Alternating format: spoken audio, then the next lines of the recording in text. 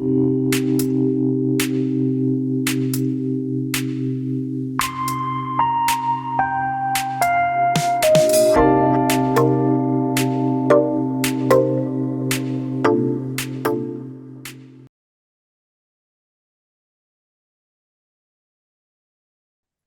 to everybody for joining the lecture tonight, which is almost the last one in our series of lectures connected to the block seminars of the Lab for Artistic Research of Youth Art Differences at Dresden Academy of Fine Arts.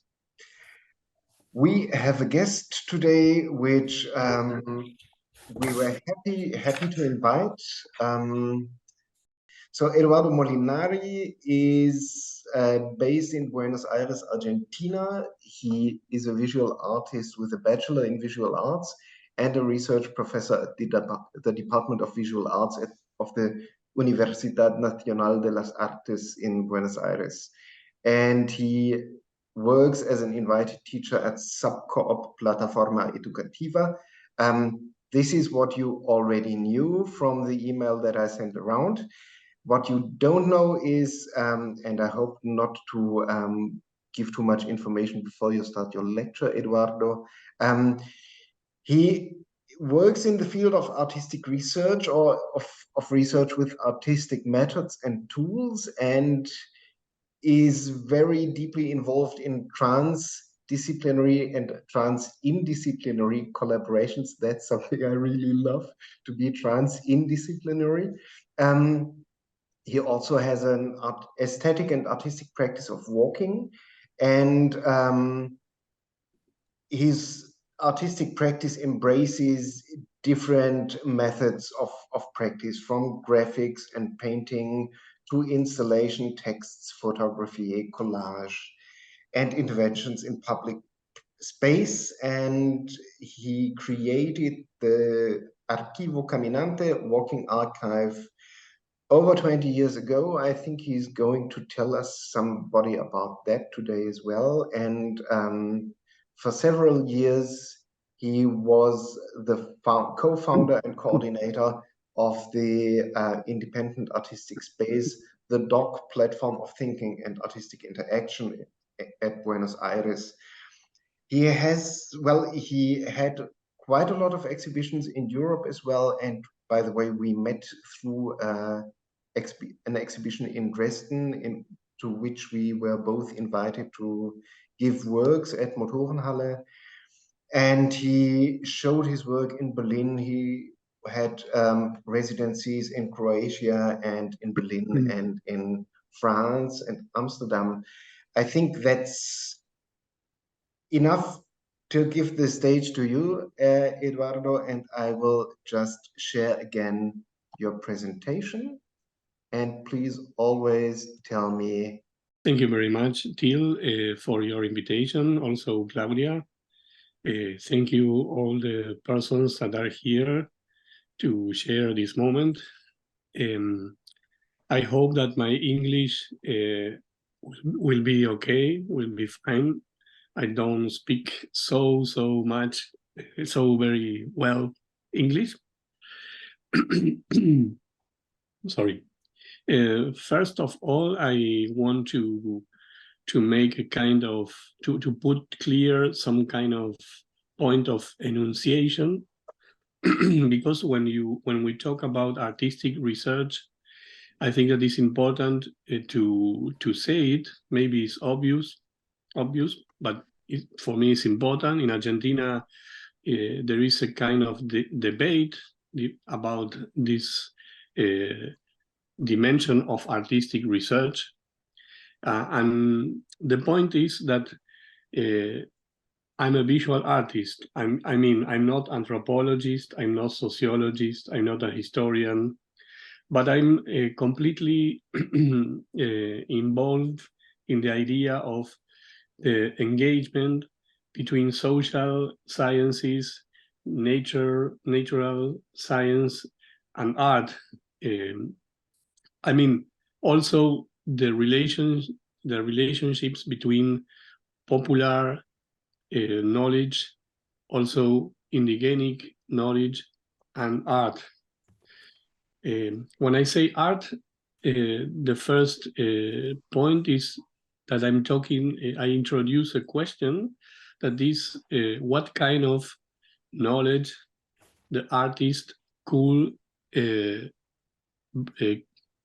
detect or create or produce during our processes of research, and what qualities have this knowledge for the rest of the society that is not the same that the one that comes from another disciplines. This is important to say it because for me it's the beginning of a different point of departure for the process of researching. The first thing that I want to say is that a new way of knowing the world should include, or at least be accompanied by a new way of feeling. Then from this perspective also, I could say that the subjectivity of the researcher is not the same when we are talking about artistic research. This subjectivity for me is connected with one word that in Spanish is sentipensante, seres sentipensantes, sentipensantes beings. That is, this word is the answer that the fisherman brought to a sociologist in Colombia during the 60s, the 70s, an important sociologist of Colombia, Orlando Falsborda. Maybe later I will bring to you all the names and bibliography. Orlando Falsborda is a sociologist, of Colombia that studied and lived some big time with these different communities of indigenic people in the Cauca and in different regions of his country. And when he asked to those people, how was the way, or how was the way to took important decisions for the community, these persons answered to him that they were sentipensantes. That means that the important decisions were taken at the same time with the heart and the brain. And this condition to make this kind of decision at the same time with heart and brain, I could say with the rational and logical thinkings, but at the same time with emotionals, intuition, perception, imagination.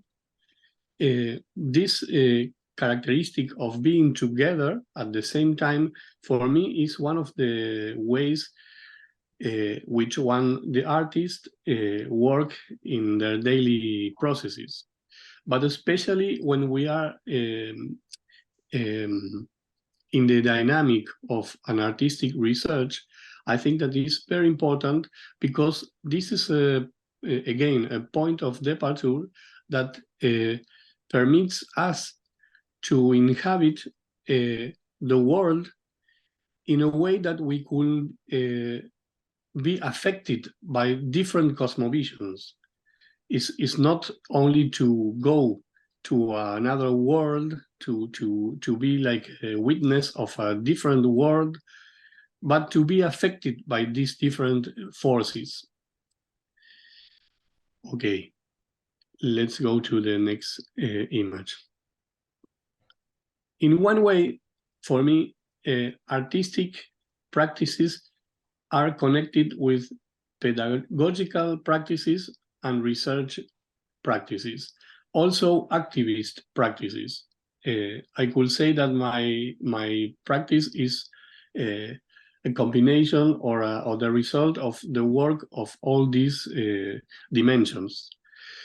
But Rita Segato is an Argentine anthropologist and philosopher.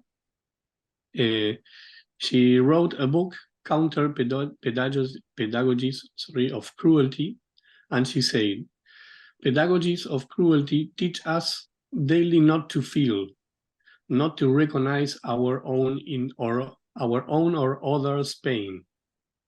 The world of owners that we inhabit needs not empathic personalities, subjects incapable of experiencing the commutability of positions, that is, of putting themselves in the place of the other. This is for me important because of two things. The possibility of, it has a spatial dimension because we must be capable to be in the space, in the place of the other. And at the same time, she's talking about a world of owners. And one important question that for me opens the artistic research is whose world is this? Is this one? Whose world is this one? Next, Till. Well, this is only to introduce what Till talked about. La Dársena, the dog, is the space with my compañera Azul, and it's a place that since 2010 it was open in the city of Buenos Aires, but 3 years ago it's closed the space, but we continue exchanging processes with many people. Next one. Only remembrance of that place, the local and some activities. The next one. And this is the logo of the Walking Archive, the logo and the motto of the Walking Archive, neither nostalgia nor a better past. The sentence was the result of a big discussion during the latest 90s here in Argentina. It was since 1899, you know, in Argentina, it began a period of neoliberalism. It was a decade until 2001, until the big crisis of 2001. And then in art, it was in the art scene, it was a big discussion about the relevance or not relevance of history and about history in general, but in history in the production of imaginary. And also it was a kind of decontextualization of everything. Then in the discussions between artists, when I talk about my interest about history, many times I received the answer that I was a kind of nostalgic person, the idea of nostalgia. And then to try to close this discussion from the beginning, I put this sentence in the logo, and until today I continue discussing this. If you want to ask me or to stop me if I'm not clear, please say to me, no, Till or everybody. The decision to put the mule or the donkey, for me, both animals are interesting, the donkey and the mule, is because one of my first walks here, when I took consciousness about my position as a walker, was in the north of Argentina, in the border with Bolivia, where really is so present the donkeys and the mules, because they are at the same time emergency, but at the same time a kind of way of transportation. They transport the emergencies, and they are at the same time a good emergency. And also the donkeys and the mules, especially the mules, during the colonial period, were like the contemporary trucks moving all the emergencies in the whole continent in South America. Then for me, they are a symbol of a transportation of values and important objects, things, artifacts, but also in my work, they are a symbol of transportation of memories, of rememberings.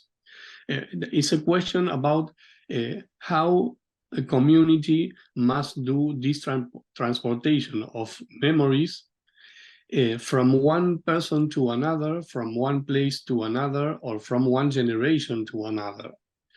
I mean, the Walking Archive tries to share different questions about memory work.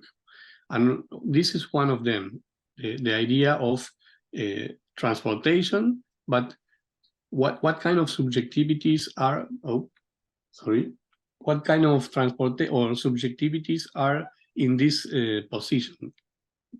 Perdón, aquí, abajo, abajo, abajo. Bueno, sorry.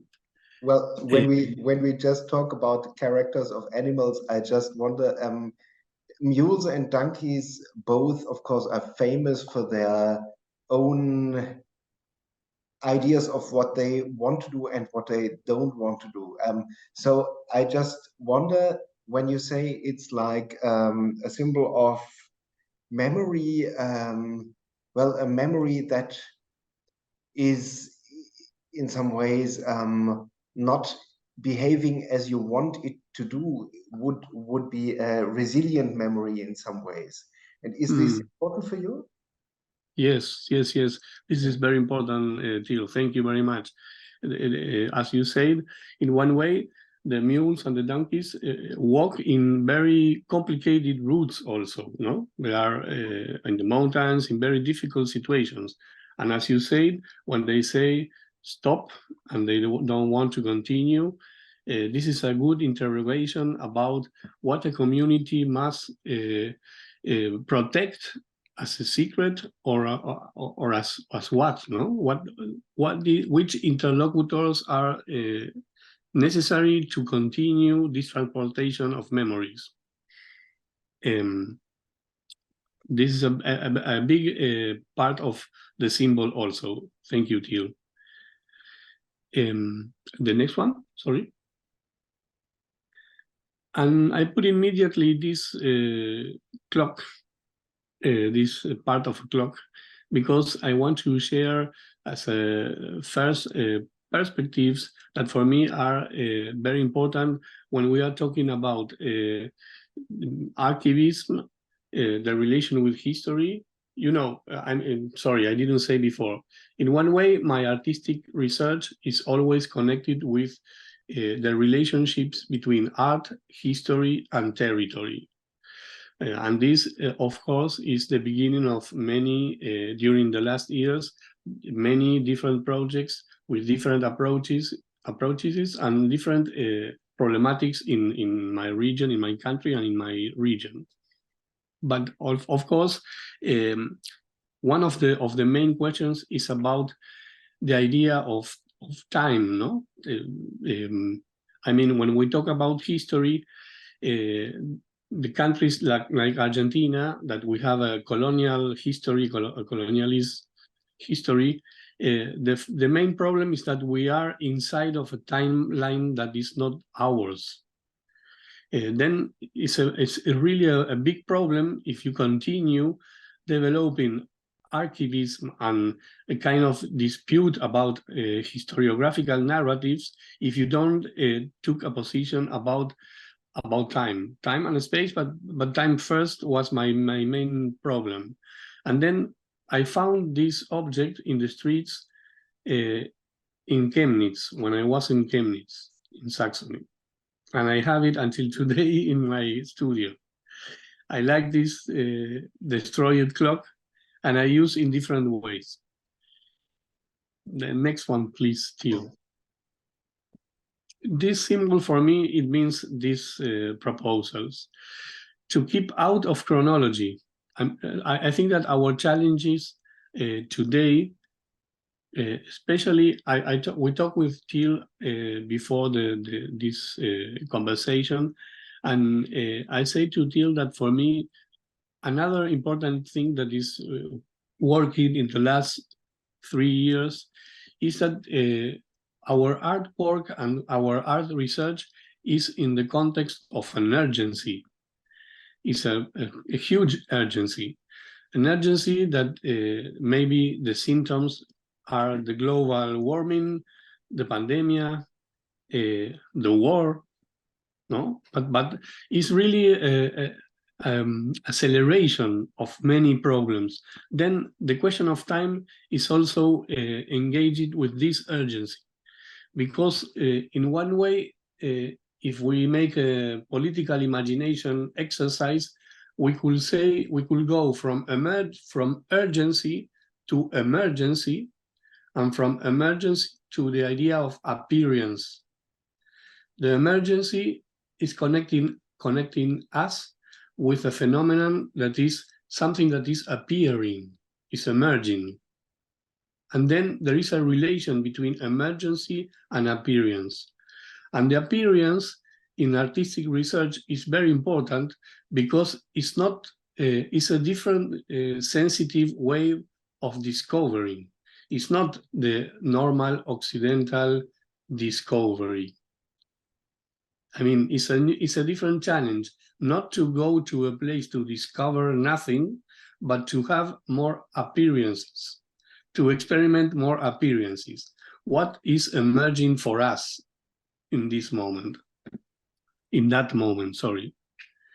Then my proposals are to keep out of chronology during the artistic research. That means to learn more about cycles, to detect, to be precise, what kind of cycles are we living during the artistic research. Not more to talk about evolution, that is connected with this line, but to learn more about metamorphosis and mutation, that are events that are so close to our daily lives and we didn't pay attention about them.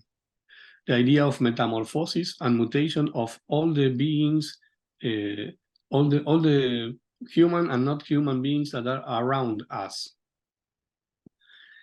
The idea of not more to think or to be comfortable with the idea of an infinite world.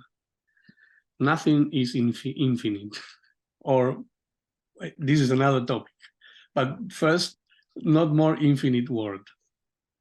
Not more unlimited progress and development. And these are also two words, I don't know your experience, but for us in South America, progress and development are words that are like the mirrors that originally the Spanish conquerors or invasors took to our lands. They bring some kind of little color mirrors to the indigenic people, and then it was a confusion between mirrors or mirages, illusions. No, the idea of an illusion, and again, in this urgency, we need to stop with the illusions. Sorry if I'm so, I don't know how to say it, but I want to share these feelings. As I say, these are not, for me, this is not a rational ideology, but this mix between sentipensamientos. And then also the importance of the relevance of care and mutual breeding between humans and non-humans, the importance of letting oneself to be affected. That was I was trying to say before, the idea that we could be trapped during the experience of the research, to be trapped of what we don't know. I mean, to be trapped by the unknown, to be trapped by what is completely different of us, to put this in a place of dignity, not that we are here, the researchers, and this is, I don't know, idolatry. This position to be affected for me is also so important. All this maybe could help us to try to live a common history. That is one of also my challenges in my work, to have to read and to write a common history. Okay, the next one. This is a collage, an old collage that I made during the 2020, the 2000, the first 2000, 2-3 years. I made a big research in the National Archive in Argentina. And these are document visual photographies, many of them photographies of photographies of printings and old documents, not originals. That's interesting. And I made a research there close to 1.5 years. I went weekly. And with this, I made a collection of photographies of about national history. And with them, I made a lot of drawings and manual collages. And I made my first exhibition as the Walking Archive in 2000. And this is part of this exhibition. Next, Till. This also is important. There are 4 vectors that orient my artistic and research work. The idea that, when I say vectors, is the idea of that the Walking Archive tries to inhabit movement, and this means different things for me. The idea is that when we say walking archive, is because we are always with the challenge of not to keep in a static position. And then these are vectors to move. For example, from counter-hegemonic memory work to political imagination. Both are important, but this displacement is also so important to pay attention about that. The other one is from sentipensamientos, this idea of heart plus brain, to imagination. This imagination plus action.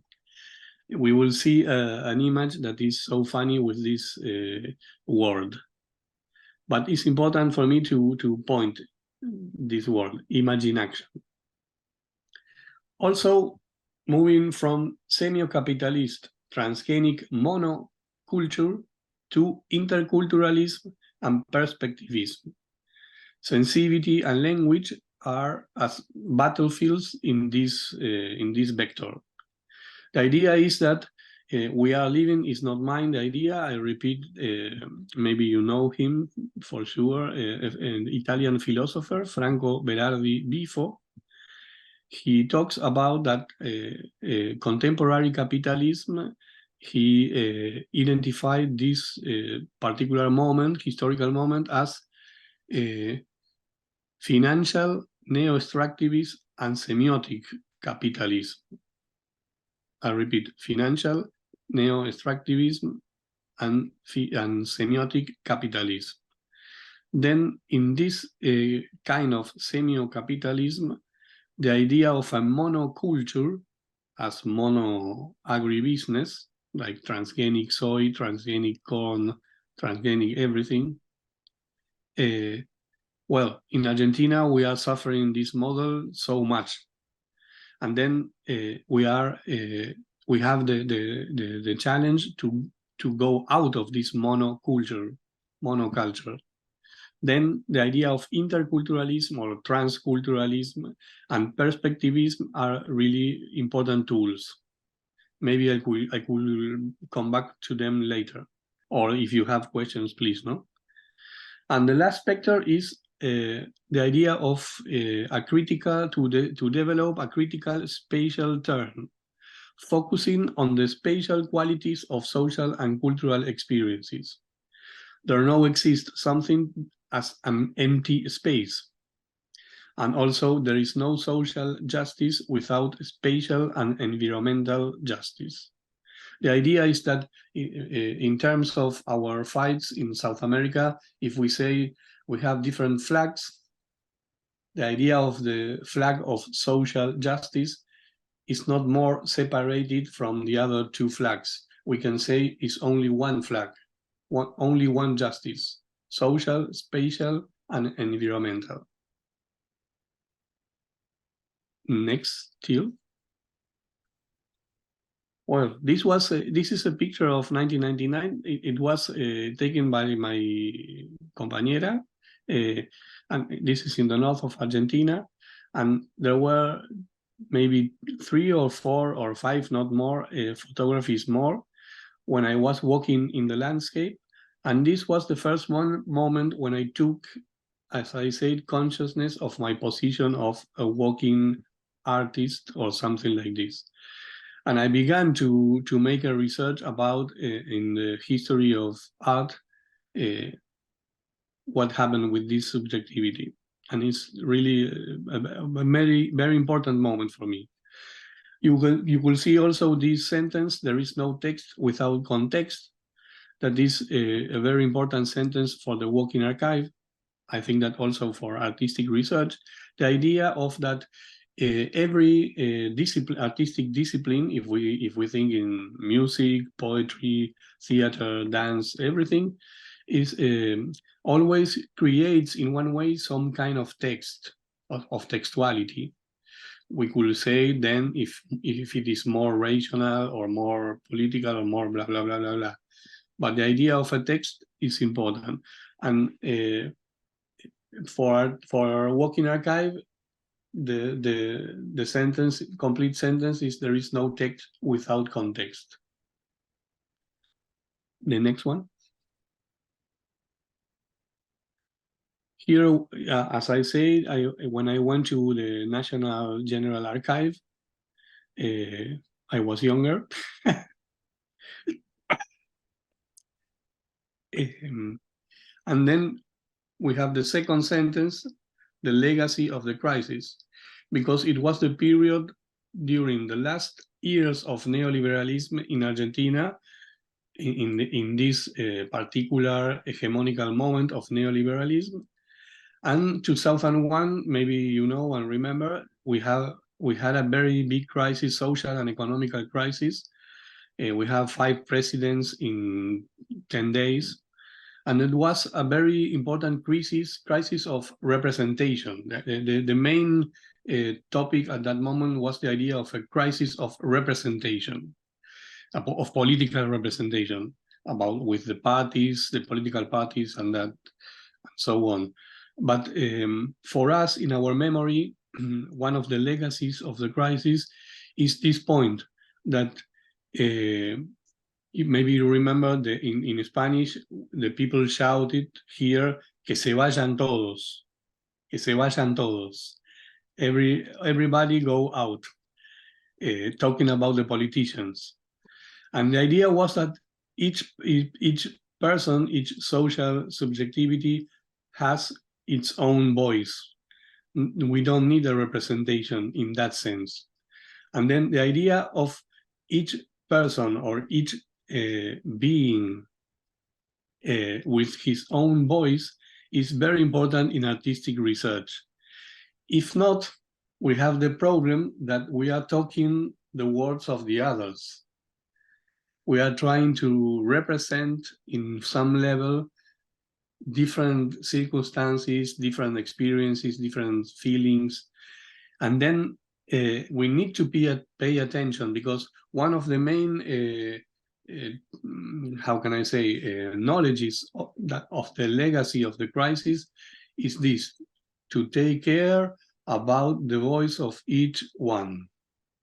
We need to hear and we need to learn about that. Okay, next one, Phil. And this is the last one. Here is coming Imagine Action. In 2016, I made a collaboration with an artist, a girl in Los Angeles, in California. She was, his family has indigenous roots, and it was a very important experience for me, because it was the first time when we talk in a way that for me was so important for the future, because she said to me that her practice is about archivist witchcraft, and I talk about for the first time about para-archivism. It was a very interesting connection between these two perspectives, because the idea is, in one way, that all the material dimension of the documentation, of the historical documentation, including the infrastructure of the cities, if we say our trains, our subway, our bridges, our streets, all this material dimension that is the heritage of capitalism in our lives, has a material dimension, but also an immaterial dimension. We could find, as archivists and researchers, we could try to look for that both dimension of the documentation. The materialistic dimension, the historical materialism, but also the historical immaterialism. The forces and the flows that are moving all the time inside of this materialist dimension. Well, when we went to a library to look for some historical material of the struggles in Los Angeles of the Black people against the institutional violence, and we found this flyer that was from the 80s. It was a conference of workers, and for me it was incredible, both the image and the word. The image, because if you can see, there are human beings and not human beings. There is a bird, there is a shell, there is a kind of woman, or we don't know, a Black person, an indigenic person, all together. And then for me, the important image, we can go to the next one. This image for me is really great. And then it sounds the word imagination. Then going from imagination to action, I could share this question with you. It's a kind of exercise of political imagination also. Do we have a kind of seashell in your art practice? What sounds or voices do you hear there? I love to talk about this with new friends and old friends, artists, if they have something like a seashell. No, maybe it's another thing. Maybe I like to hear this one. It's not the phone, it's here is the money. Bueno, think about that. We could talk later. What voices and what sounds do you hear there? And the sentence that is together with this is, all art is geopolitical. If we could say the traditional sentence is all art is political, maybe somebody thinks in another way, but okay, this is the point to have a conversation about that. I like to add this idea of all art is geopolitical, because geopolitical is not the classic interpretation of the word geopolitical in the idea of the powers, the concrete powers that are fighting for the control of the world. But geopolitical is an uncomfortable place, an uncomfortable fold between the world that has names and images, the world that has a kind of cartography, names and words, and all the larvatic or larval words that are under our skin, and they are not yet existing. And the point of geopolitical is the point where they are in contact, and the uncomfortable situation that makes possible to open our desire and to try to go to make real these possible worlds. these possible larvatic words. This is an idea of a theorist, a Brazilian theorist, Sueli Rolnik, and it's very nice if you could read it. Next one. Bueno, we arrived to para-archivism. Next one. Well, next one. We talk about this. Maybe here are some names that are important. You can see about, if we say the relationships between art, history, and territory, then I put in the PowerPoint these three words, art, history, and territory, and I share with you some reflections engaged with each of them. About art, walking as an aesthetic practices, this idea of inhabiting movement. And this means, when I say movement is the movement of the language, the movement of the tongue and the vibrated situation of the tongue, our tongue and our complete body as artists, but at the same time, the movement of the language.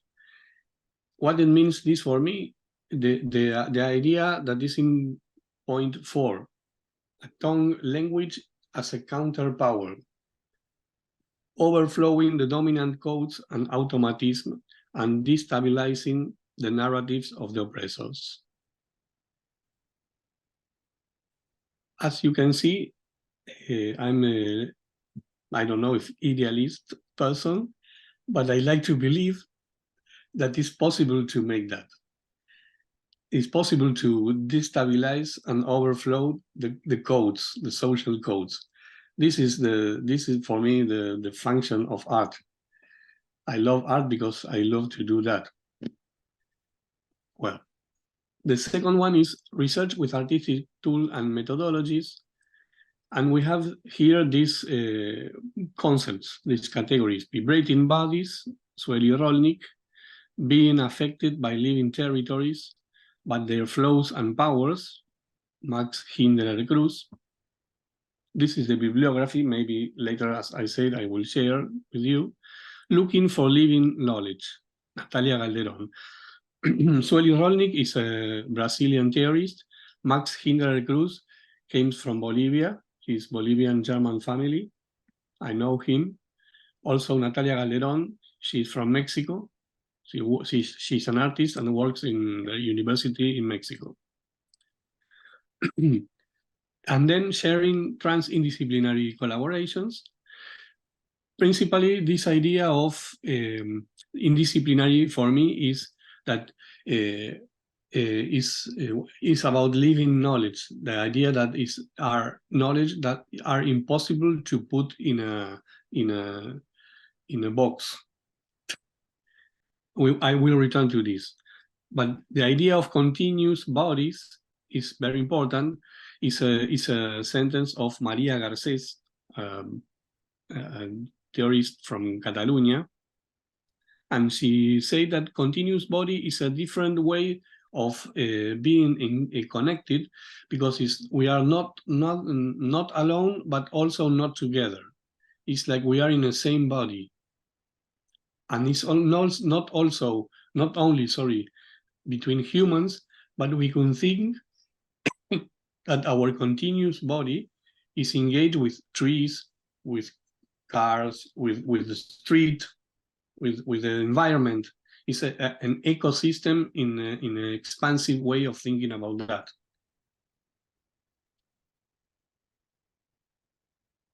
Next, sorry.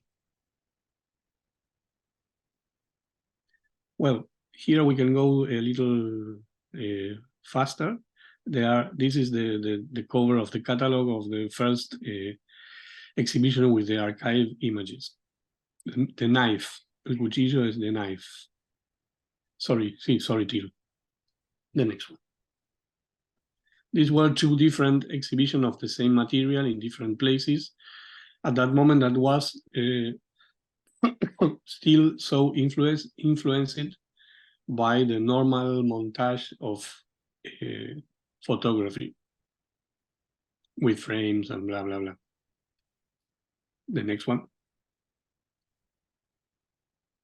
And these are the interventions in the different photographies of the archive. You can move till as you want. Mm-hmm. Okay.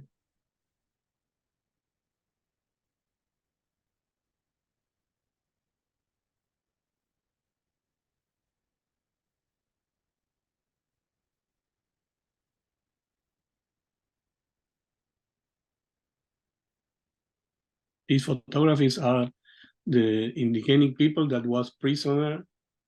There were prisoners during 87, 80 in Argentina, in what here is called the Desert Conquer.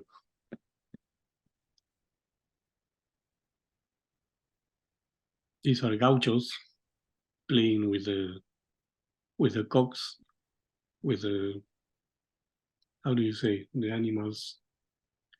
Well, Yeah. important. It doesn't matter. If I talk about each one, we will stay until next Friday.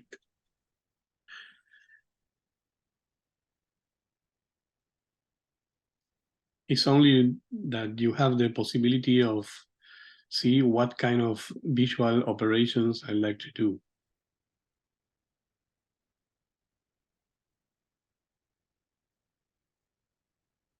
These are Perón and Evita.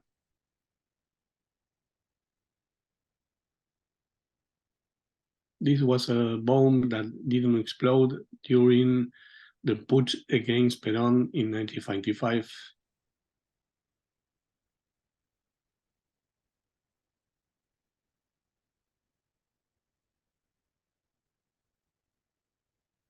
If you want to know, please ask me. I don't want to blah, blah, blah, blah, blah.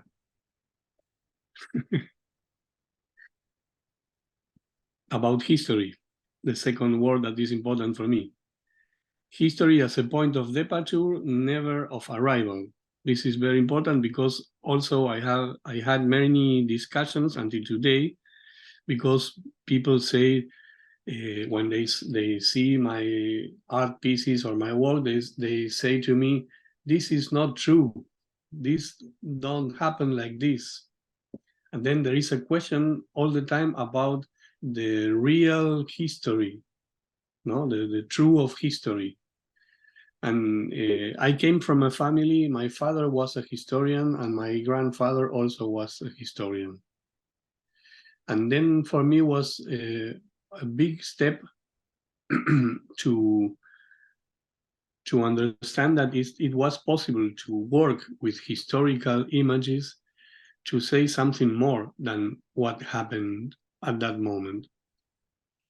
And then this idea of, as I said, of movement permits that history becomes history and memory, as the second sentence says, are perceived as territories. And then we can revisit it, re-inhabit it, and re-signify them, both.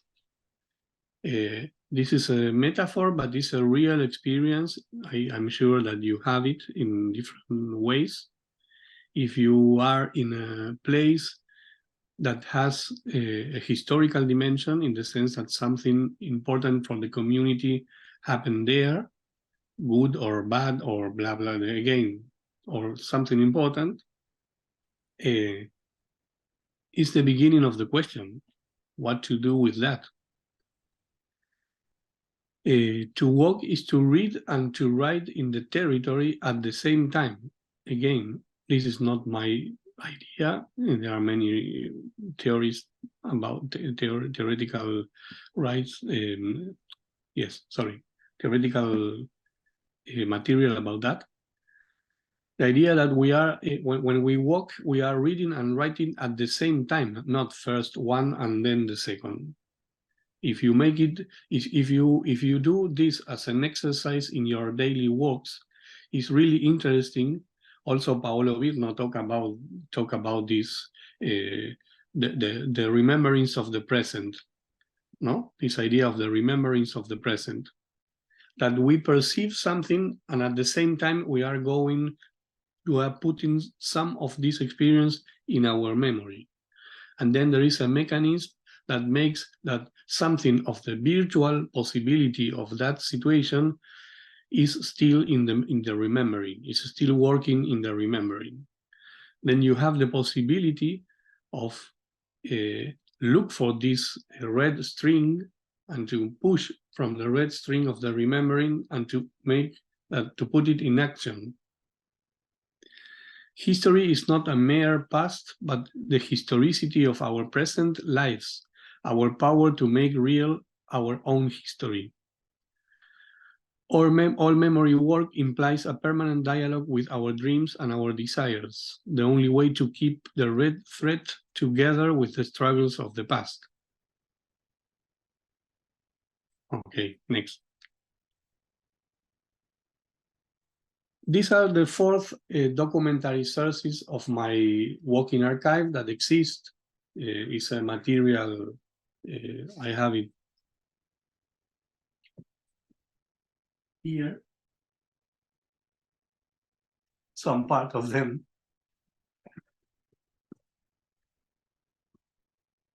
The documentary sources are these. Photographs resulting from my research in public and private archives, libraries, newspaper archives. Photographs of my authorship taken during my walks in the urban space or in the nature. Trash documentation, graphic and photographic residues from newspapers, magazines, books, publications, political and commercial propaganda, collected in the streets, donated or bought. And finally, recycled garbage can, I put those names to this part, photographs of my authorship taken from my computer screen. But the special thing is that I like not to make the complete screen, but details, fragments, ruins, visual debris obtained in walks through social networks. This is the idea. It's another kind of walk in another kind of materiality world, of material world. And this idea of ruins and visual debris, for me, is really important.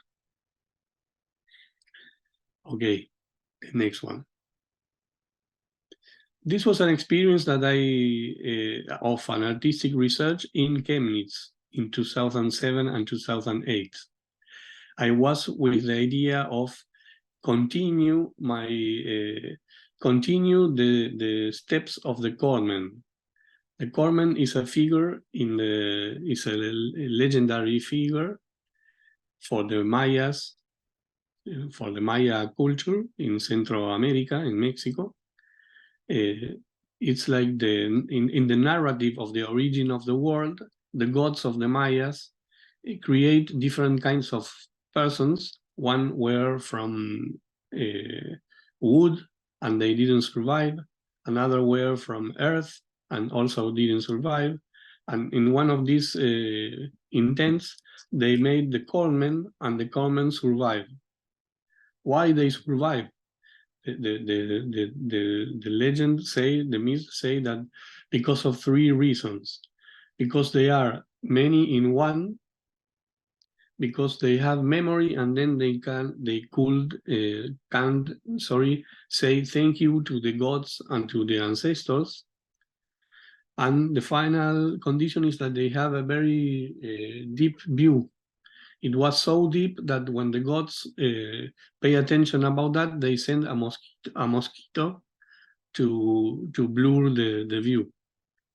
They send insects to blur the view of the corpsman. And then these qualities of these subjectivities, for me, in my metaphor of what was happening to me at that moment, these qualities of these corpsmen were the same of the people that were fighting against neoliberalism in Argentina. Also the human rights movements, the unemployed people, maybe you know, the piqueteros, the cartoneros, all these new persons that were like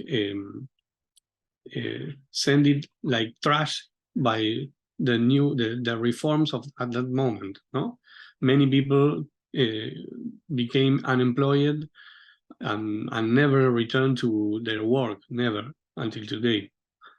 And then for me, all the different ways of resistance were common. And at that moment, I was lucky because I received the invitation to went to a residency in Berlin first and in Chemnitz later, because of my relation with some artists from Germany. And then I decided to continue this research following the steps of the government in Germany. And and for me it was so interesting because in Berlin and in Chemnitz, I feel like until today it happens me with Germany. I'm sharing a particular feeling of that happens to me. For me, it's a territory that is full of flows and forces that are still working of contemporary history, maybe, of course, more than that. But if you love history, it's a place that is full of many things.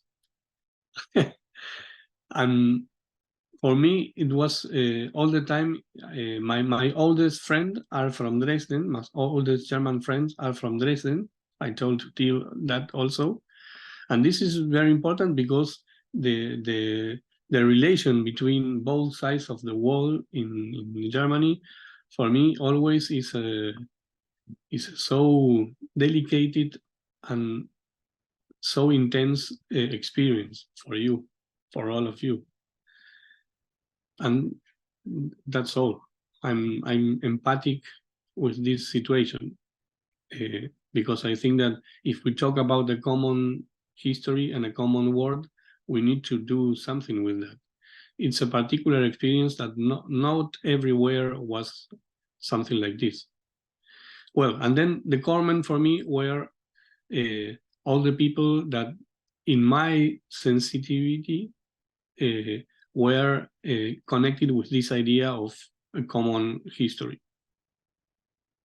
Well, next. I made a research. The project was engaged with a different exhibition, different solo exhibition in Welt Echo Art Center in Chemnitz. That was a collective of artists that has this place. And there were different solo exhibitions, but all of them shared that the research must be about art and industry. And then I made a connection, a particular connection with some abandoned fabrics of Chemnitz, and also with the head of Karl Marx, the big head of Karl Marx that is there in the city, a monument. Okay, next. Also, the installation was with furniture that I rent for 1 week. I don't remember very well. There were old furniture from DDR. Then all this furniture for me were the possibility, not only for me, but especially for the people in my fantasy, in my wish. It was that the people that in daily life were connected with this kind of furniture will have some rememberings, because as you know, in the terror films, all these kind of places of furniture, if you open the door, you could find many things. You will have surprises. Well, this was the idea. Next, sorry, Till.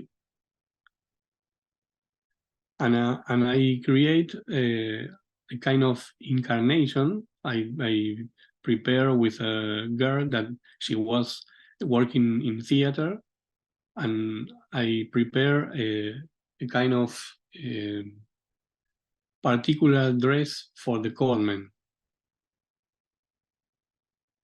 The next one. All these documents of the working archive were connected with Argentine history and German history, especially during the 90s. The next one. Here is a famous photo of Gorbachev with Louis Vuitton, blah, blah, blah. The next one. I made these drawings. This is the mosquito of the market. The next one. These were the corpsmen with their flag, that is this clock without needles. The next one. This is another situation with the corpsman, that is the only passenger that in the airplane is not afraid when the woman is talking about the security rules. The next one. This is a corpsman making levitation with a neo-Nazi. The next one. This is the flag of the corpsman. Next one. And this is me becoming the corpsman. The next one. And I made this action. I made a walk with this kind of uniform, and I prepared a table there, and I went to the shop, to the shopping. I don't remember the name now. And I bought some. My relation with this idea of art and industry was also engaged with the particular textile industry of Chemnitz, that my friends told me that during the period of the Soviet period, but also in the first industrial revolution, Chemnitz sent gloves and how do you say, for our las medias, not for the hands, but for the feet, for our feet. Stockings? Sorry? Stockings? Yes, Socks? Socks. Thank you, Till. The textile industry of Chemnitz sent socks to many parts of the world since the first industrial revolution. And then I looked for these socks in the shopping, and I made a particular object. The next one. You know that the Incas used this artifact, textile artifact, that they have the possibility of protect memories. It was a countability artifact, but also the Spanish people discovered that there were memories also there. And then there was a special moment that the Spanish people destroyed all these quipus. The name is quipus. And then I made a quipus with the socks of the shopping. The next one. The next one, Tio. Oh. No. The other, this one. I made this artifact, and I only show to the people that were walking in the park, in the Platz. Okay. Next one.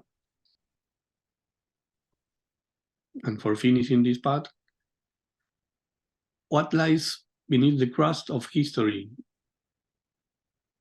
It's a sentence coming from D.D. Uberman when he visited the Auschwitz concentration camp.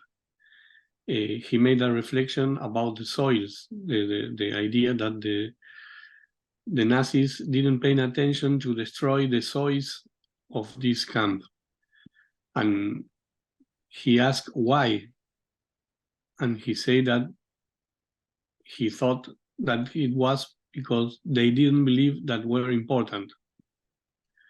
But the reflection of T.D. Uberman is that the soils are the crust of the history.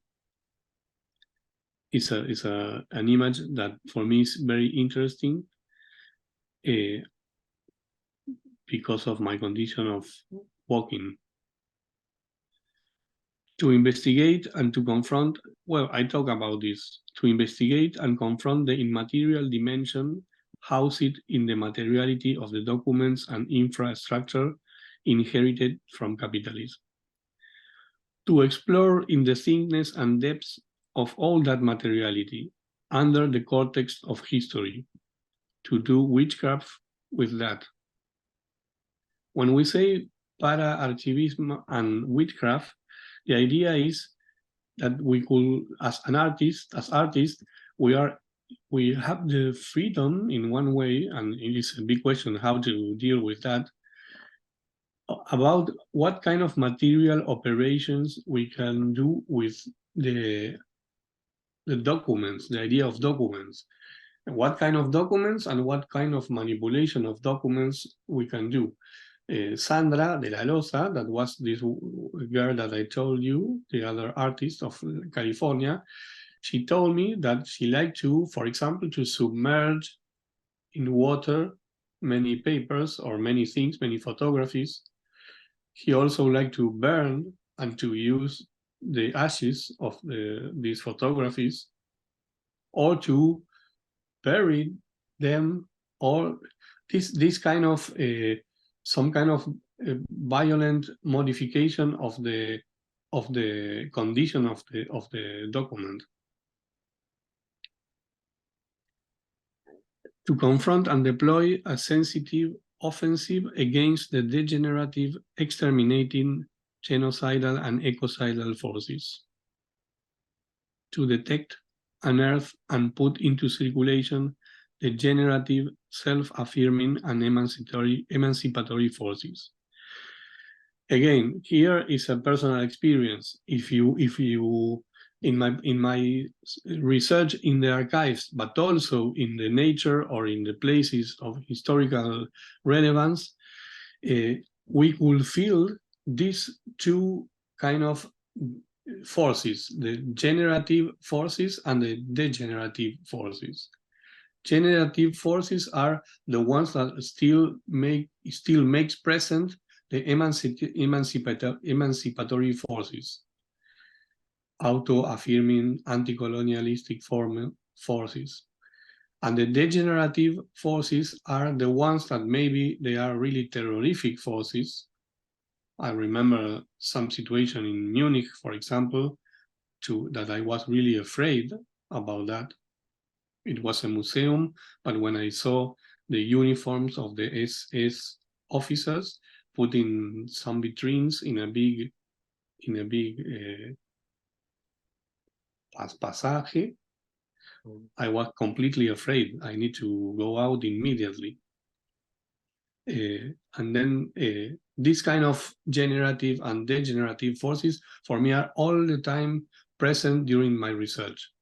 I mean, it's impossible not to pay attention about them. Maybe it's a question of, again, of what kind of tools and what kind of methodologies you develop for that, to be connected with that. The next one, sorry, Tim.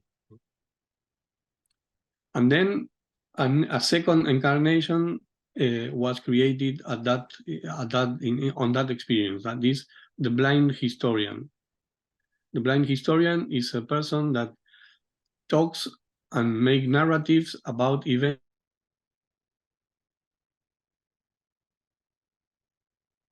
there, but he's all the time writing histories.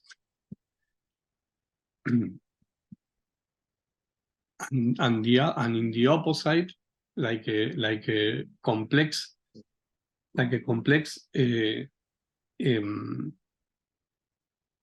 field of forces, the blind historian is at the same time the possibility of the potential visions, like an oracle, like a person that you could ask him about the future.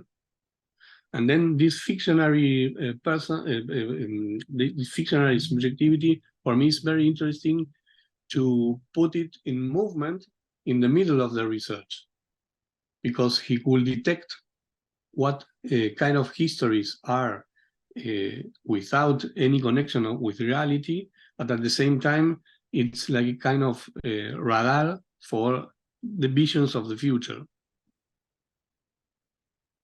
The next one. We are okay, Till? Yeah. I was just writing and just missing to change the image. No problem. I'm perfect. Okay. Maria is saying goodbye. Okay. Yeah. So I'm so sorry.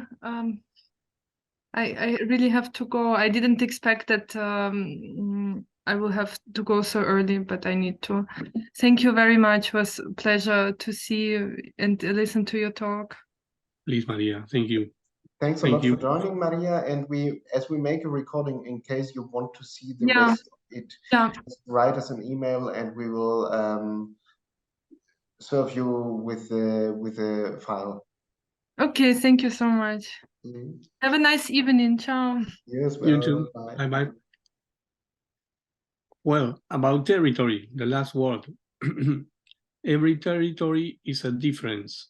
It's never the totality of space-time.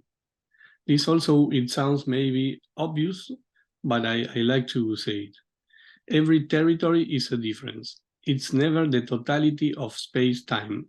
If we understand the totality of space-time as the totality of flows and forces, the cosmic totality from which emerge the forms that constitute our perception, and our imagination, a territory will be just one of these forms, perceptible, recognizable, or imaginable.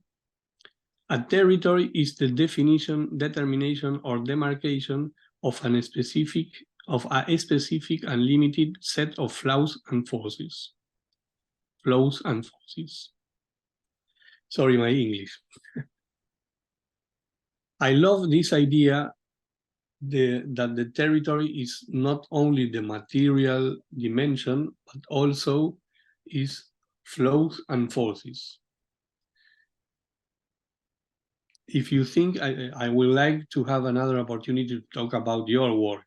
What are you doing when you talk about artistic research? Because this idea of flow and forces for me makes a big difference when you go to a place, when you go to connect with the spatial situation. Next one. Bye-bye, Claudia. Bye-bye. I don't know who is leaving. Two different thinkings. When people create adoratories, trace on the idol, on the stone, on the plain, or on the hill, its inner itinerary. Rodolfo Cush is an anthropologist from Argentina.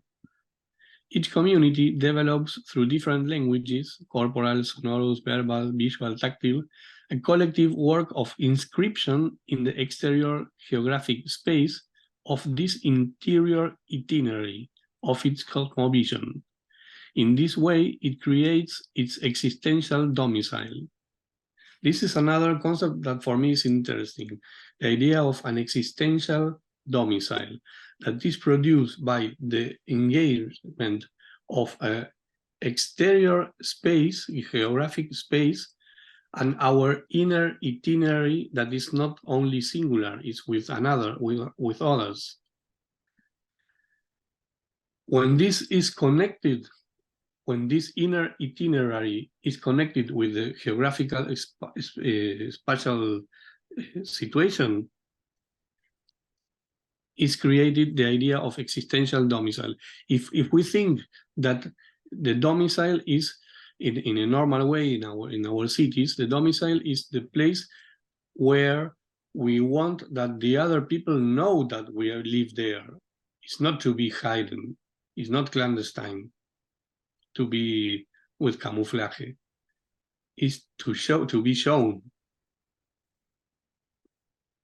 The next one. Moment. Yes. Oops, sorry. That was my fault.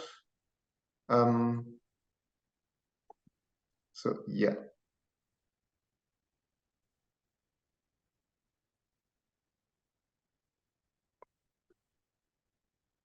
If I must resume all that I say, the resume is the idea of the crossroad.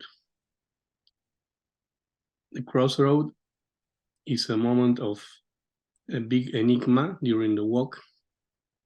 What to do, where to go. But then the decision could be better if we let us be affected by what is happening there.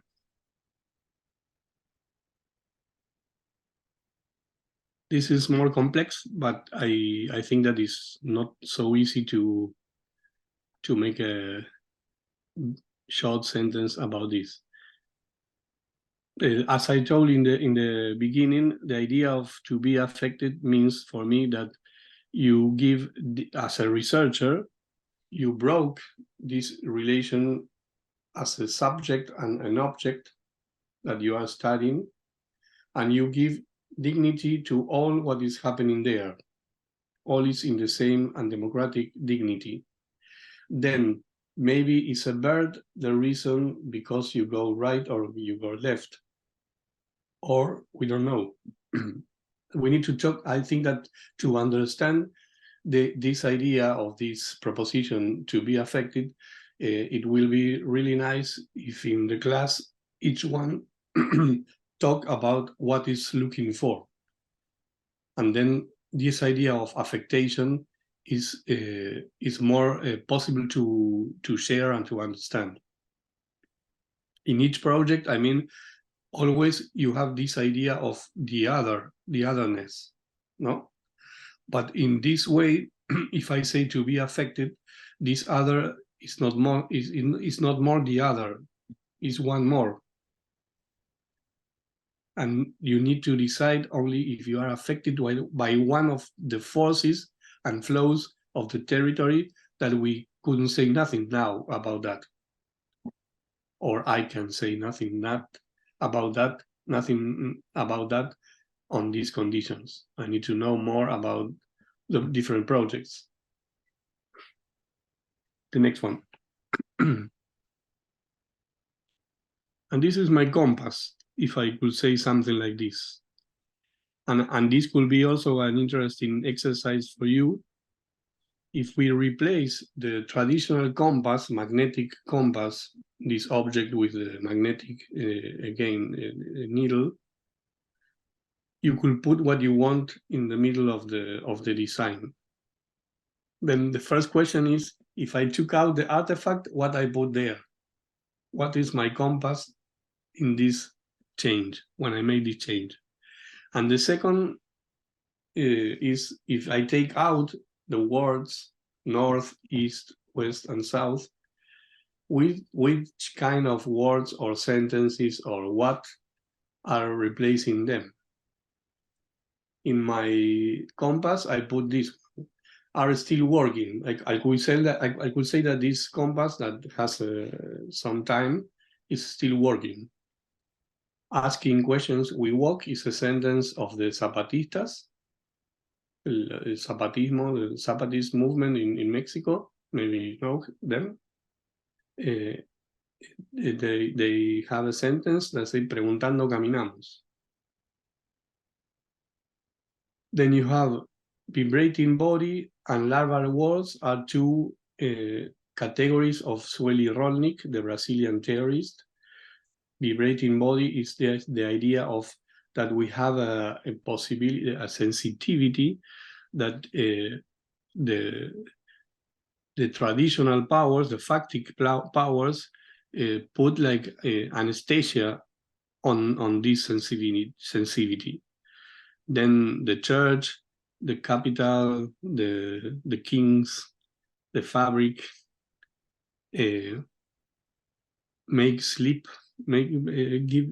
send to sleep this sensitivity. And the vibrating body is the possibility of to return to this sensitivity that is not only about our view, our perspective, but is the complete body. And the larval words, well, I'll talk about that when I talk about geopolitical.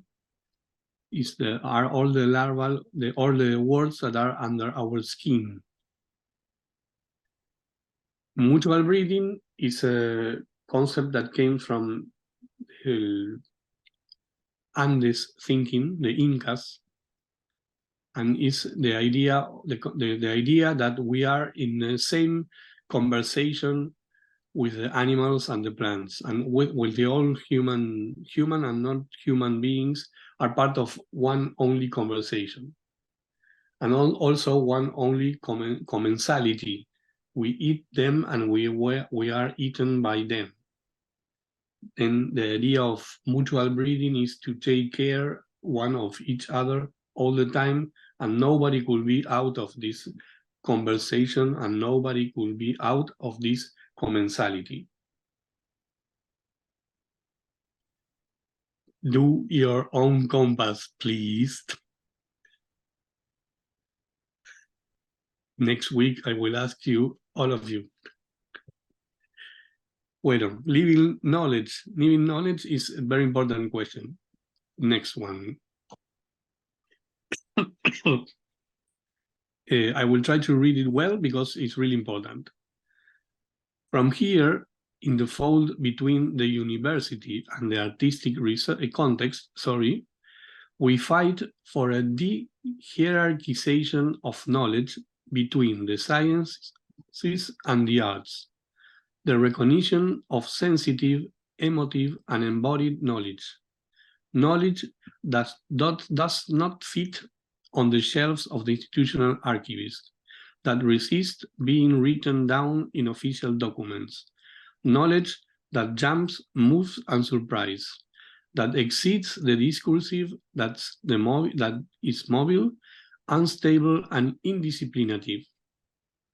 Living knowledge are those that are not quantifiable as objects or data, and resist the capitalist accumulative logic by being in continuous change. Living knowledge must be nurtured, cultivated, and cared for. We can say that living knowledges are epistemic and ontological relations that are established between bodies and territories, and therefore have strong political and ethical implications that can be seen at the surface.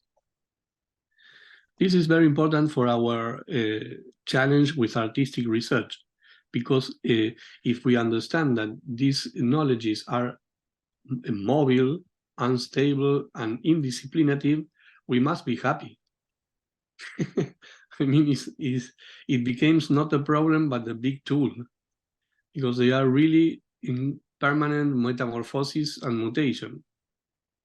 And this is what we could share with society in this urgent moment.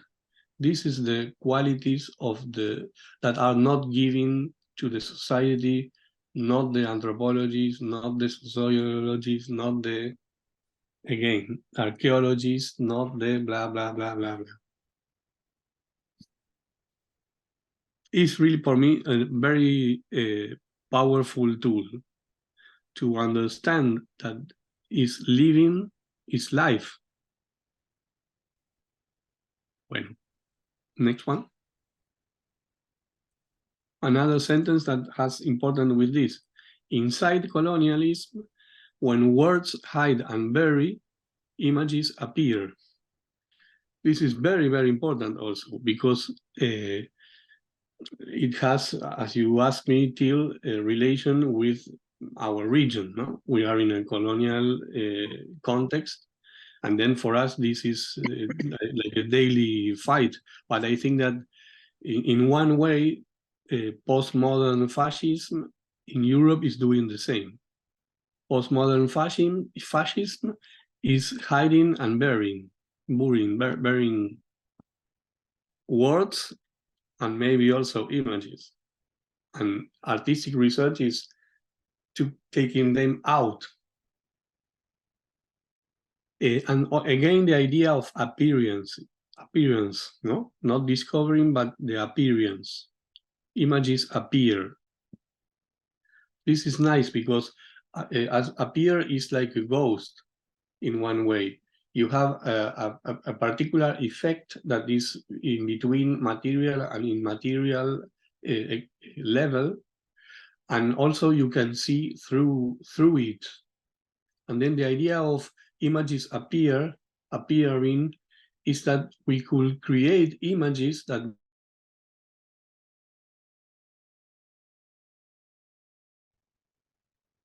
to see more, to see through them. Okay, next one. This was a big project where I was part of during the last years. It's really a huge project. And for me, it was the possibility of having resources to make a deeper research, longer also.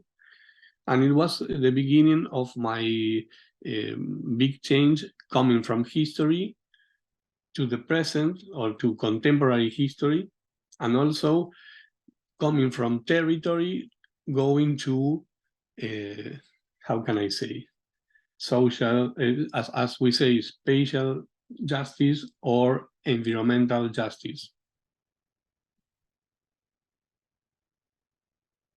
I mean, I don't feel that I'm an ambiental activist. I don't feel that I'm an activist of environmental justice, but without doubt, I'm completely engaged with the idea of this unique fight for social, spatial, and environmental justice.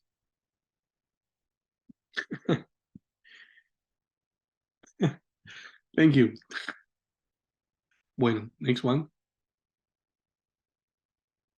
The Potosi principle, sorry, maybe I must say this. The Potosi principle is a term that was created by the curators, that they are two German artists, and also Max Hinderer Cruz from Bolivia, y Silvia Rivera Cusicanqui, that also is a theorist from Bolivia.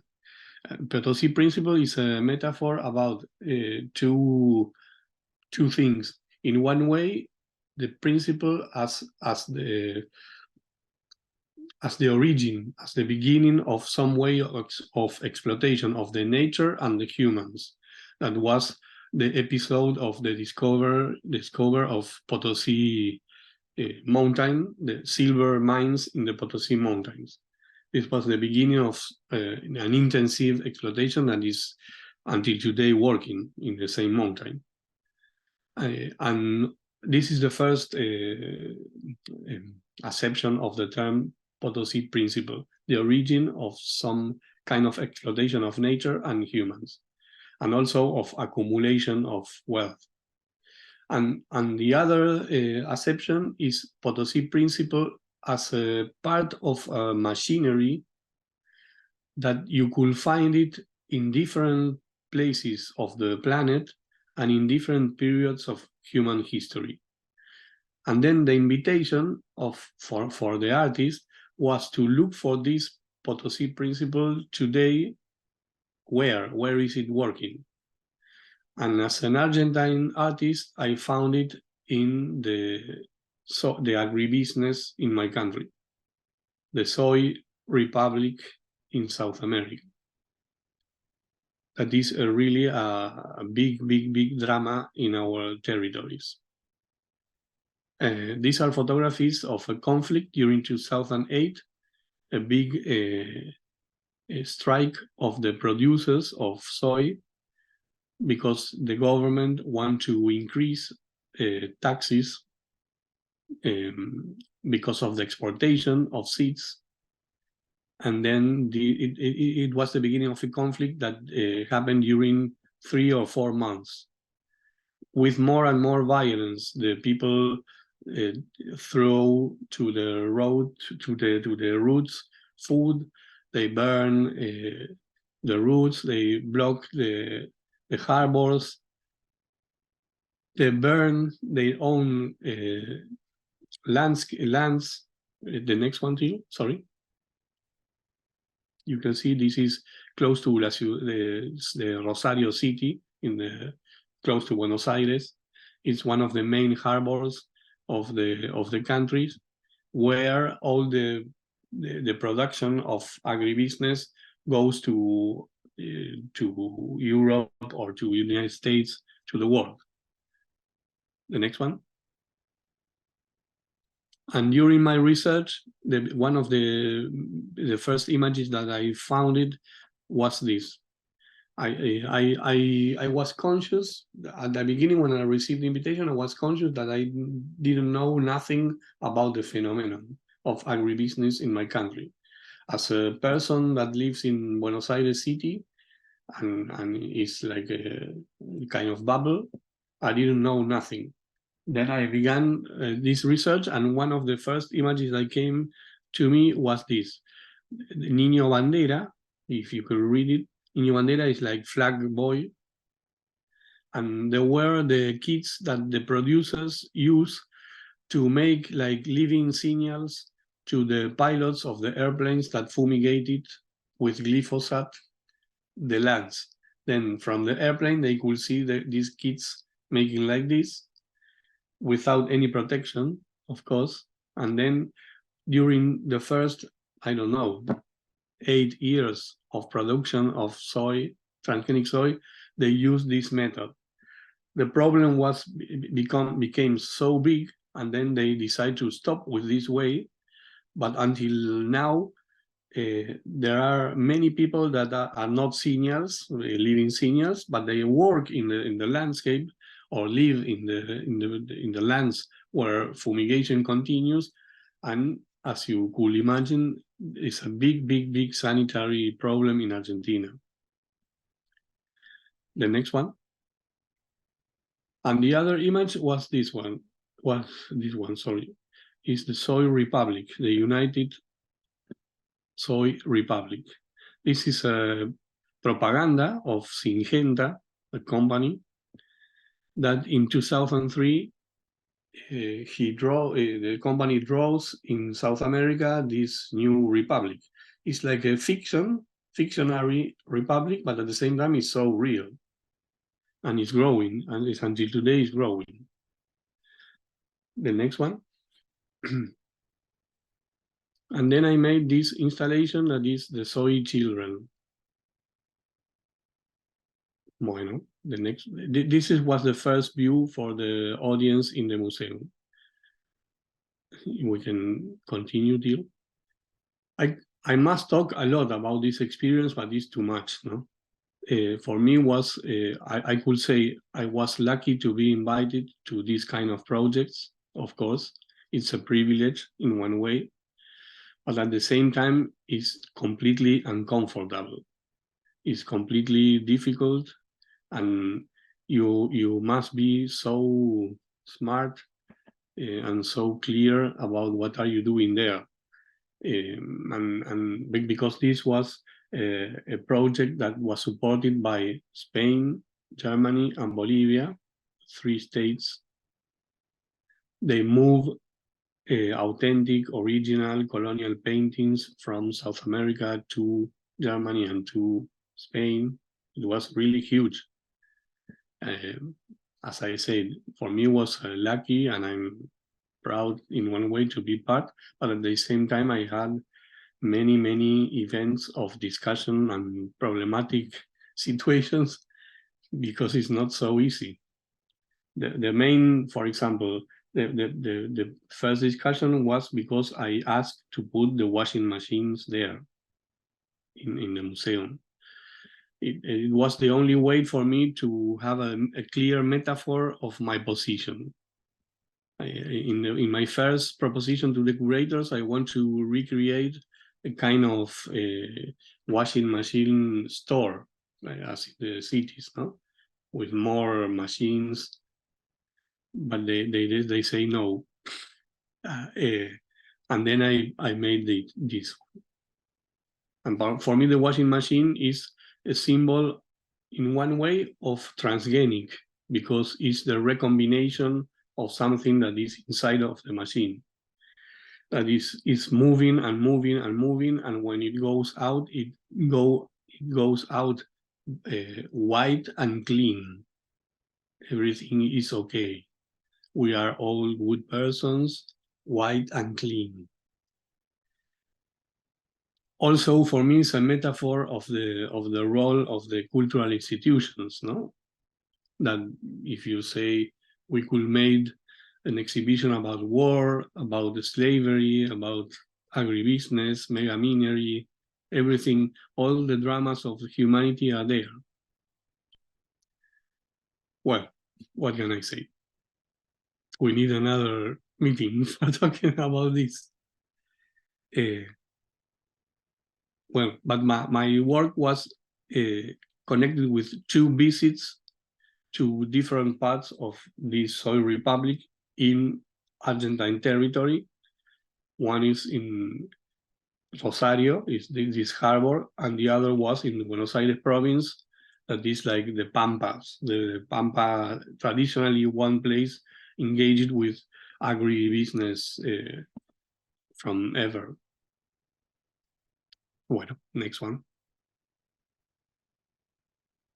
I put this cash machine over the head of the audience. I like to put, my idea was to put it more close to the heads, but they don't say no again.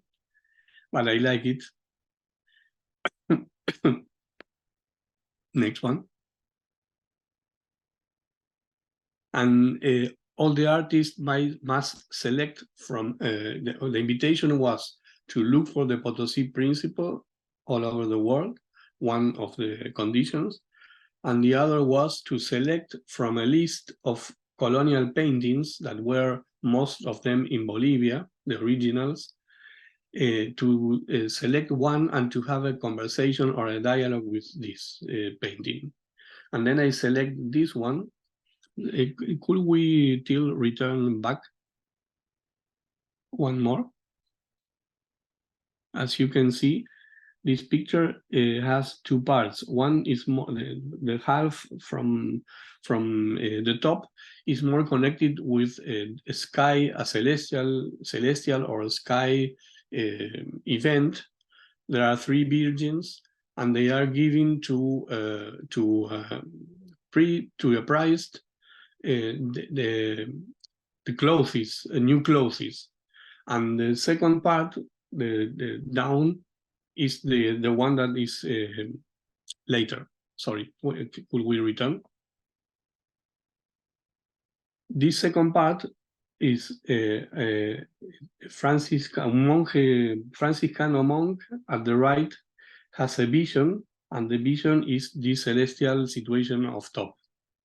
And the other one is a Jesuita that is making torture, auto torture. I don't know in English, how do you say? And these 2 particular situations are in a context of plants. And if you see the picture, you will see little monks moving inside the plants, a kind of Gulliver effect with the plants, no? Like you lost the scale of the situation. And for me, this was a perfect metaphor of the soy fields in Argentina, that most of the population don't know what happens in this landscape, what is happening inside of the landscape of soy. And that's because of that I select this picture. Next one.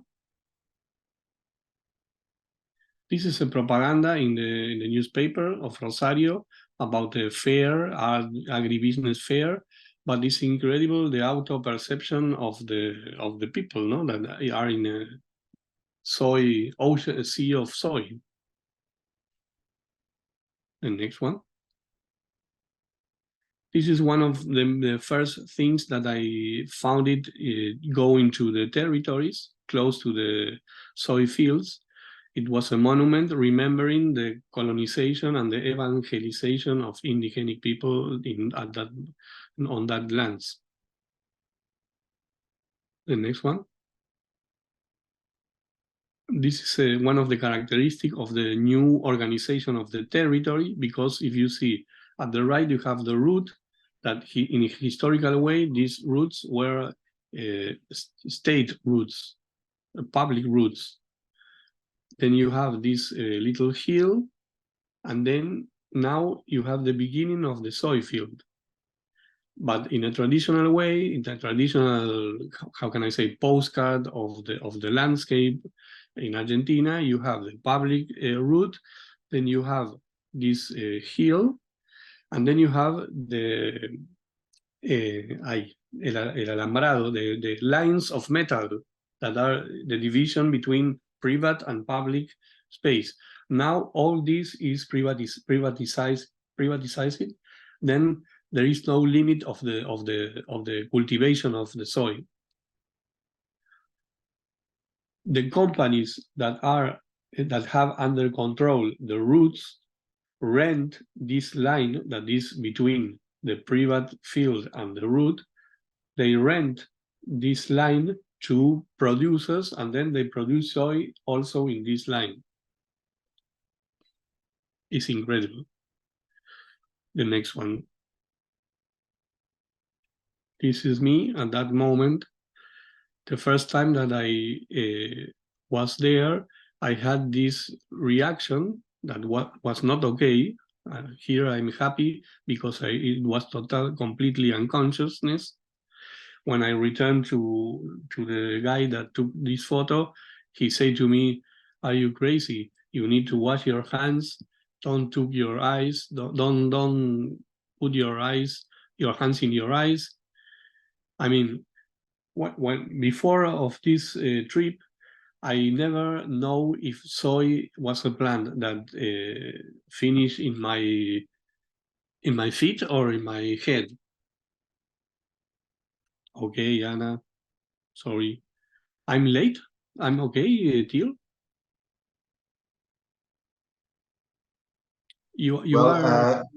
I think we are absolutely flexible in the time that we have.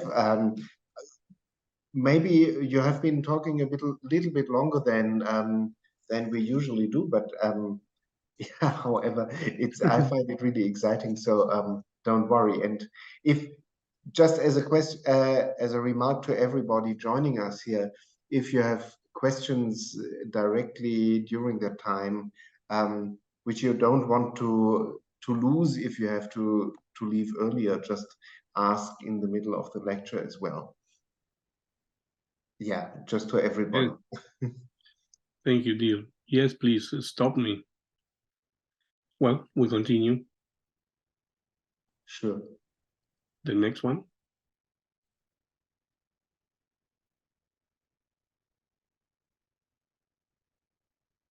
This is only a way to get closer. And the next one. I made this collage with the photographies that I took closer to the plants. And then I used this scene, this scenario of the plants for putting there some kind of actors that in the colonial painting are moving there, like the old monks. This is General Perón, more important figure, one of the more important figures in contemporary history in Argentina. The next one. This is it was especially a joke for my friends, like Marx seeds. The next one. The Marines were full of Marines. Next one. And this is a document, the right one, in the right side, that I found it, a newspaper in 1956 in Argentina. It was the moment when Monsanto arrived for the first time to the country, not as an agribusiness company, but more connected with plastic industry. But since then, it's in Argentina. The next one. And this is a second work connected with the same problem in the territory. It's called One Drone. Next one. It's like the schema, the little schema of a drone with the photographies, again with the cash machine, hang it. And the photographies are from a different a different trip. I went to different places in the same territory, but now I went also to Paraguay in the north of the frontier of Argentina. Next one. Yes, different views of this same piece. At least I think I have some details. The next one. Yes, this is interesting. Maybe you know, maybe not, but the figures that are in black and white is 3 persons. In the middle is General Videla during the last dictatorship, and right and wing are the owners of the 2 main newspapers in Argentina until today. And in the photography that is down them is the propaganda of these 2 newspapers that are the main sponsors of the Expo of Agribusiness. The next one. This is a part of my trip in Paraguay. You could see army people in the justice palace. There was in close to the trip, there was a peasants massacre in Paraguay in a place that is named Curubati. That was one of the reasons because of the putsch against the President Lugo. And we went to the place where the massacre happened, and well, that's the reason because of these photos. The next one. This is in Córdoba province in Argentina, where Monsanto tried during many years, 5 or 6 years, to install a big plant for recycling, for preparing transgenic seeds, but the people resist and they didn't do it. The next one. This is a flag of these social movements fighting against Monsanto in this place. The next one. This is the walk. You have the peasants walking with us, guiding us to the place of the massacre.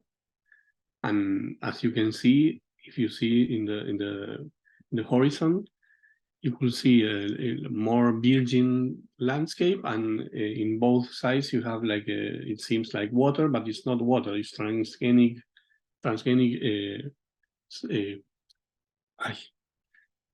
Bueno, cultivos.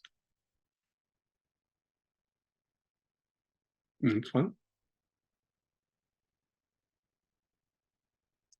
This is a detail of the moment of the newspaper, of the moment how the policeman took out the bodies of dead peasants.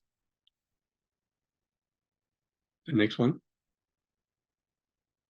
And this is a very usual image in our country. The recipients of glyphosato that they were used, they make like mountains of these bottles, and they are like this for months. As you can read, in Argentina, we use more than 2,050 million liters of glyphosate per year in Argentina. It's like a permanent rain of glyphosate. Well, as I said, it's a big, big drama, and we are in this situation since many years.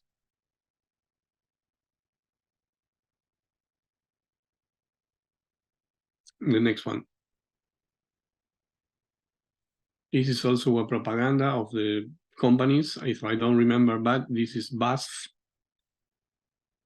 And it's crazy because they invert the situation, no? In the bubble is the field and the airplane with fumigating, and outside of the bubble is the family happy and real. The next one. Okay, this is the last chapter. Again, the next one, sorry. I will read it.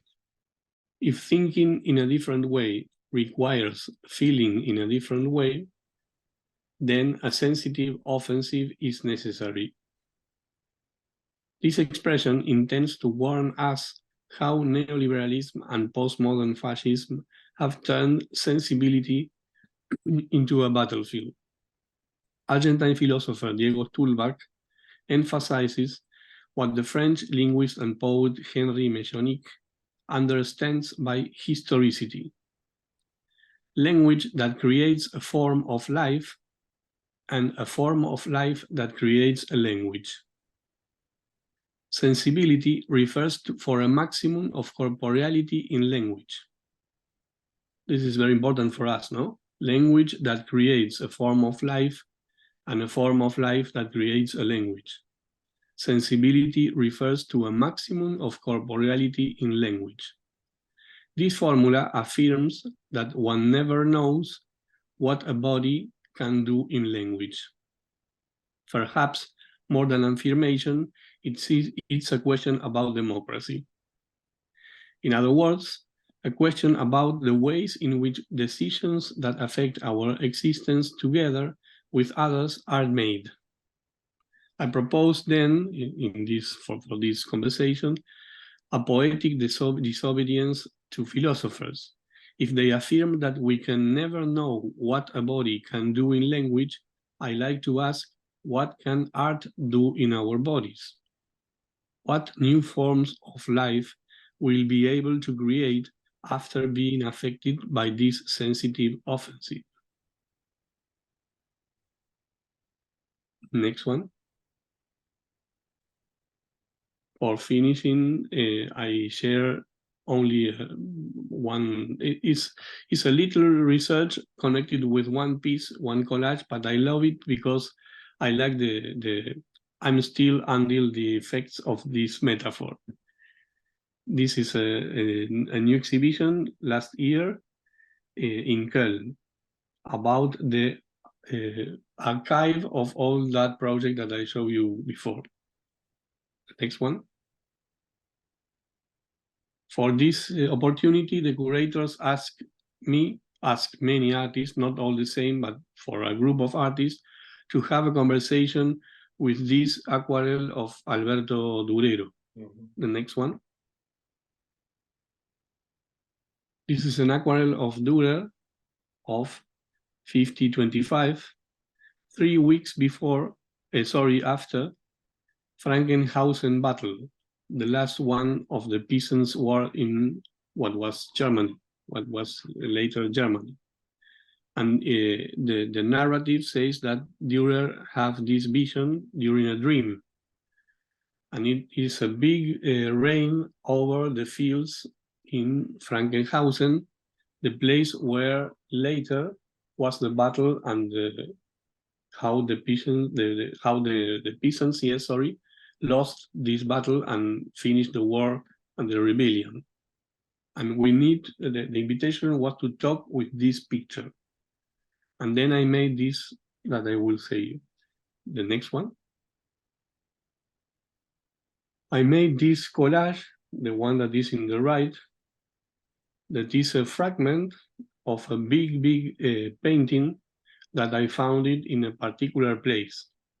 But I love the situation because when I read the history in my research, when I read the history of the painting, they say that around this kind of swimming pool, there was the Durero itself, and he was with a lot of people, very important people of the German history at that moment. There were social leaders, religious leaders, artists, artisans, but also bankers and financial persons coming from the financials. And I like this particular meeting, no, around these flowers. This was my position in the exhibition. I made, of course, a big, so I put only this. Next one, Till, sorry. In my research, I found it that detail that I show you was part of a very, very huge monumental painting that was part of this building, El Panorama Museum, in Thuringia, in Germany, that was opened in September 40, 1989, so close to DDR collapse. As I say to you, for me, this history of Germany divided and the experience of DDR, for me, is really a good, I don't know if it's good the word, it's a very intense sequence that I like to study more. The next one. In this building, there is this big monumental painting made by Werner Tubke since 1976 until 1987. And one detail of this monumental painting is the Battle of Frankenhausen. And going to the next, there you will find this situation of all these people and the meeting around the swimming pool. I don't know how to say it. I didn't find another word. But then for me, it's also the interesting point is that in this remembering of the battle and the German history, you have all these important persons, but also you have these flowers, these not human beings being part of the meeting. And they are so mysterious why they are red, what is happening there, no? The next one. Then I use, in a second part of my research, I found this book from the beginning of 20 cycle, and it's a totally crazy book because it's not so sympathetic. It's how to read the face of the people, and you could see a lot of faces with characters, and they are really spectacular drawings, and completely crazy how they put the adjectives and how to say this is this and this is that. And then I took only 2 of these faces. The next one. And I used for this collage.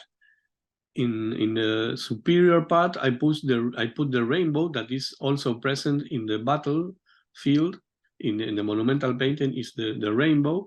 And I put this face, and you can see what it means for the author of the book. This face is what we see ghost with our spiritual eyes.